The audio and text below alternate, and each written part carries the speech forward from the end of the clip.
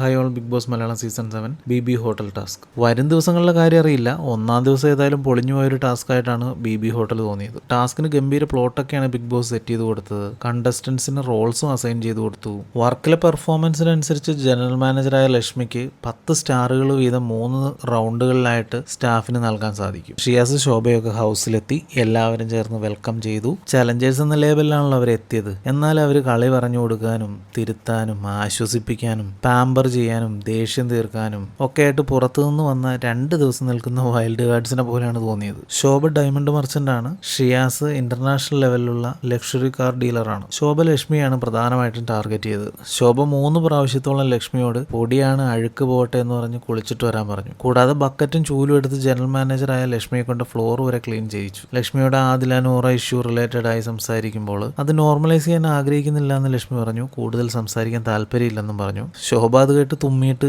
വീണ്ടും പോയി കുളിച്ചിട്ട് വരാൻ പറഞ്ഞു. ഇടയ്ക്ക് അനു ജിസേൽ ഇഷ്യൂ ഒക്കെ പറഞ്ഞു പോകുന്നുണ്ടായിരുന്നു. പിന്നെ ഷിയാസ് അനുമോളോട് പ്ലാച്ചി എവിടെയെന്ന് തിരക്കി. എന്തെങ്കിലും ഗെയിം ചെയ്യാനായിരിക്കും എന്ന് വിചാരിച്ച അനുമോള് പ്ലാച്ചി എടുത്തു കൊടുത്തു. ഷിയാസ് പുറത്തേക്ക് ഇറങ്ങിയിട്ട് പ്ലാച്ചിയെ വീടിന് പുറത്തേക്ക് വലിച്ചെറിഞ്ഞു കളഞ്ഞു. അനുമോൾ അലമുറയിട്ട് കരഞ്ഞു. ദേഷ്യത്തിൽ ഗ്ലാസ് ഡോറിൽ തലയിടിക്കുന്നു. ഷിയാസിനെ ഇടിക്കുന്നു. പിന്നെ എപ്പിസോഡിൽ കാണിച്ചില്ല, ശോഭയുടെ സ്പെഷ്യൽ ആയിട്ടുള്ള സമാധാനിപ്പിക്കലും മോട്ടിവേഷനും ഒക്കെ കിട്ടിക്കഴിഞ്ഞപ്പോൾ അനുമോൾ ഓക്കെ ആയി. പ്ലാച്ചി പോണേ പോട്ടെ അല്ലേ. പിന്നെ ജനറൽ മാനേജറായ ലക്ഷ്മി സ്റ്റാറുകൾ കൊടുക്കുന്നു. ബാത്റൂം ടീമിനും കിച്ചൺ ടീമിനും ഡോക്ടറിനും അനീഷിനും ഷാനവാസിനും ഒക്കെ കോയിൻസ് കിട്ടി. പിന്നെ ബെഡൊക്കെ പോരാന്ന് ശോഭ പറയുന്നുണ്ട്. അതൊക്കെ ഒന്ന് അറേഞ്ച് ചെയ്ത് കൊടുക്കുന്നു. എന്നിട്ടും ശോഭയുടെ ശോഭകൾ പിന്നെയും ബാക്കി. ബോയ് ഫ്രണ്ടിനെ പോസ്റ്റാക്കി നിർത്തിയിട്ട് അതിലെ കൊണ്ട് നൂറയെ പ്രപ്പോസ് ചെയ്യിക്കുന്നു. അനുമോളെ മേക്കപ്പ് ഇട്ട് യക്ഷിയാക്കാൻ ജിസേലിനോട് പറയുന്നു. അനീഷിനോട് സ്റ്റാച്ചു ആയി നിൽക്കാൻ പറഞ്ഞിട്ട് ശോഭ ജിസേലിനെ കൊണ്ട് അനീഷിനെ സുന്ദരിയെ പോലെ മേക്കപ്പ് ചെയ്യിക്കുന്നു. അനീഷ് അതിന് സ്റ്റാച്ചു ആയി തന്നെ നിന്ന് കൊടുത്തു. പിന്നീട് കോയിൻസ് അല്ലെങ്കിൽ സ്റ്റാർ ഡിസ്ട്രിബ്യൂഷൻ ഒക്കെ കഴിഞ്ഞപ്പോൾ അനീഷ് പരിഗണിക്കപ്പെടാതെ പോയി. അപ്പൊ അനീഷ് ആ ഒരു കാർഡ് ഇറക്കി ഗെയിം കളിച്ചു. അനീഷിന്റെ ഭാഗത്ത് നോക്കിയാൽ ശരിയാണ്. അനീഷിന് ഇഷ്ടമല്ലാതിരുന്നിട്ടും അപമാനം തോന്നിയിട്ടും ആ ഒരു ടാസ്കിന് വേണ്ടി അങ്ങനെ നിന്നു കൊടുത്തത് കോയിൻസ് അല്ലെങ്കിൽ സ്റ്റാർ കിട്ടാൻ വേണ്ടിയായിരുന്നു. അത് കിട്ടിയുമില്ല, അപമാനിക്കപ്പെടുകയും ചെയ്തു. അത് അനീഷിന് ബുദ്ധിമുട്ടായി. അനീഷ് കുത്തിയിരുന്ന് പ്രതിഷേധിച്ചു. ജനറൽ മാനേജർ ഇടപെട്ടില്ലെന്നാണ് പറയുന്നത്. മാനേജറും ജനറൽ മാനേജറും അതിന്റെ മുകളിലുള്ളവരും ഒന്നും മൈൻഡ് ചെയ്യാതിരുന്നത് അനീഷിന്റെ ഗെയിമാണെന്ന്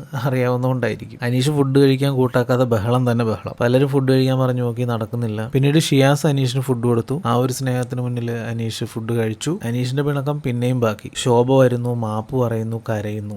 എന്ത് ചലഞ്ചേഴ്സാണ്. അനീഷിന്റെ ഗെയിമിൽ ശരിക്കും പറഞ്ഞാൽ ശോഭ മൂക്കും കുത്തി വീണു. ഇവർ ചലഞ്ചേഴ്സ് അല്ലേ, ഇവർ രണ്ടുപേരും തോൽവിയായിപ്പോയി. ഷിയാസ് മാസമായിട്ട് പ്ലാച്ചി എറിഞ്ഞു കളയുന്നു. പിന്നീട് അതിൽ ചെറിയൊരു വിഷമം തോന്നുന്നു. ശോഭ അനീഷിനൊരു ടാസ്ക് കൊടുത്തു. പിന്നീട് നോക്കിയപ്പോൾ ശോഭ കരയുന്നു. ഇങ്ങനെ ഒരു കാര്യം മര്യാദയ്ക്ക് നേരെ നിന്ന് ചെയ്യാൻ പറ്റാത്തവരാണെന്നുണ്ടെങ്കിൽ എന്തിനാണ് വലിഞ്ഞു കയറിപ്പോയത്. മൊത്തത്തിൽ അവർ ആ ഒരു ടാസ്ക് കുളമാക്കി. എനിവേ ഇനിയും ചലഞ്ചേഴ്സ് വരുന്നുണ്ട്. അവർക്കെങ്കിലും ഈ ദുരവസ്ഥയിൽ നിന്ന് മാറി നമ്മളെ എന്റർടൈൻ ചെയ്യാൻ പറ്റുമോ നമുക്ക് കാത്തിരുന്ന് കാണാം. താങ്ക്